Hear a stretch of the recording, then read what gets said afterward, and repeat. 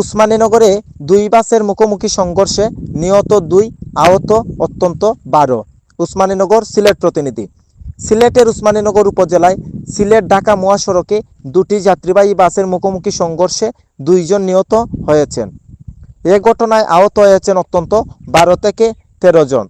শনিবার 17 জানুয়ারি সকাল আনুমানিক 6:30টার দিকে উপজেলার দয়ামির বাজারের পূর্ব পাশে সিলেট ঢাকা মহাসড়কে এ দুর্ঘটনা ঘটে।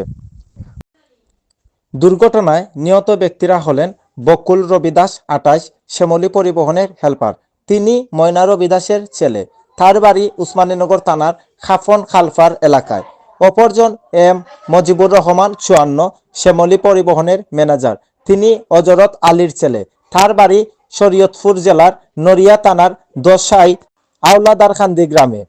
পুলিশ ও প্রত্যক্ষদর্শী সূত্রে জানা যায়, সিলেটগামী শ্যামলী পরিবহন এবং ঢাকাগামী হেনা পরিবহন বাসের মধ্যে মুখোমুখি সংঘর্ষ হয়।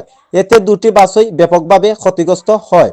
এ সময় ঢাকাগামী ইউনিক পরিবহন বাসটির সঙ্গে শ্যামলী পরিবহনের ধাক্কা লাগলে ইউনিক বাসটিরও সামান্য ক্ষতি হয় বলে জানান তারা।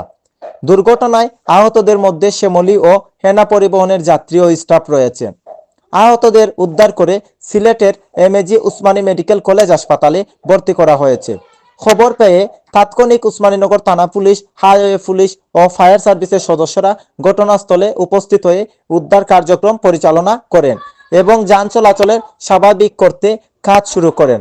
দুর্ঘটনার কারণে কিছু সময় মহাসড়কে যানজটের সৃষ্টি হলেও বর্তমানে পরিস্থিতি স্বাভাবিক রয়েছে। এ বিষয়ে উসমানীনগর থানার ভারপ্রাপ্ত কর্মকর্তা ওসি মুর্শেদুর আলম ভুইয়া জানান, বাসের দুর্ঘটনা হলো শ্যামলী এবং এনা পরিবহনের দুইটা বাস মুখোমুখি সংঘর্ষ হয়েছে আমাদের গোয়ালা ইয়াতে কি কয় ওই দয়ামির বাজারের একটু পূর্ব দিকে। তো সংঘর্ষে 2 জন লোক স্পট ডেথ মারা গেছে আর 12-13 জন আহত হয়েছে, তাদেরকে হাসপাতালে পাঠানো হয়েছে। পুলিশ আপনার ওই যে থানা পুলিশ বা হাইওয়ে পুলিশ, এবারে আপনার ওই যে ফায়ার সার্ভিস, তারা যায় এটা নিয়ন্ত্রণ আনছে, ইয়াতে রাস্তাঘাট ক্লিয়ার করছে। হ্যাঁ, গাড়ি দুটো হাইওয়ে পুলিশের তত্ত্বাবধানে আছে, আইন শৃঙ্খলা পরিস্থিতি স্বাভাবিক আছে, এই আর কি। জি আচ্ছা ঠিক আছে, প্রক্রিয়া দিন। Okay thank you.